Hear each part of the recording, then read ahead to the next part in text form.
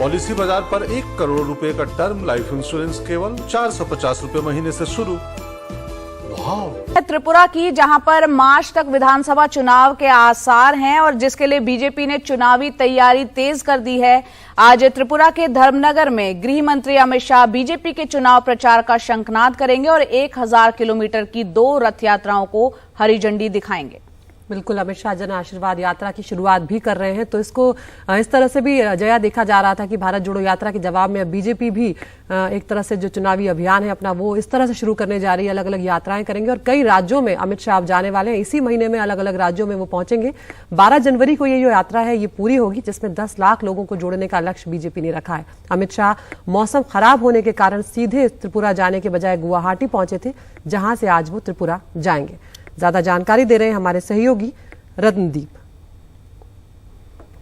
केंद्रीय गृह मंत्री त्रिपुरा के नॉर्थ त्रिपुरा के धर्मनगर पहुंचने वाले हैं और यहां से बीजेपी की जो 2 यात्रा शुरू होने वाली है, जो आगे चुनाव होने वाले हैं राज्य में फरवरी के महीने में, उस चुनाव के मद्देनज़र बीजेपी लोगों से कनेक्ट करने के लिए एक यात्रा शुरू करने वाले हैं और उस यात्रा की अगुवाई शुरुआत करने के लिए अमित शाह पहले धर्मनगर पहुंचेंगे, जो कि नॉर्थ त्रिपुरा में है, उत्तर त्रिपुरा जो कि असम से सटा हुआ है, और इसके बाद वो चले जाएंगे त्रिपुरा के दक्षिण के छोर में सबरूम में, जो कि बांग्लादेश से सटा हुआ है, और वहाँ पर जो दूसरी यात्रा है उसकी शुरुआत करेंगे। जो 2 यात्रा को अगर मिलाया जाए तो 1000 किलोमीटर जैसा ये दोनों यात्रा तय करेगा। दोनों यात्रा 12 तारीख को खत्म होगा, जहां पे कि बीजेपी के राष्ट्रीय अध्यक्ष जेपी नड्डा रहेंगे और उनके साथ अमित शाह भी रहेंगे। मगर ये जो यात्रा है, आप देख सकते हैं अभी यहाँ पे बीजेपी की जो कैंपेन व्हीकल ये सब भी चल रहे हैं, बीजेपी के गाने शुरू हो चुके हैं, तो एक बीजेपी का पुश शुरू हो चुका है त्रिपुरा की चुनाव के लिए। त्रिपुरा का चुनाव हमें याद रखना पड़ेगा कि 2018 में जो त्रिपुरा के चुनाव हुए थे, वहाँ पे त्रिपुरा का जो 25 साल का जो वाम का शासन था उसको खत्म करते हुए बीजेपी और उसकी जो घटक दल है आईपीएफटी, उन्होंने सरकार बनाई।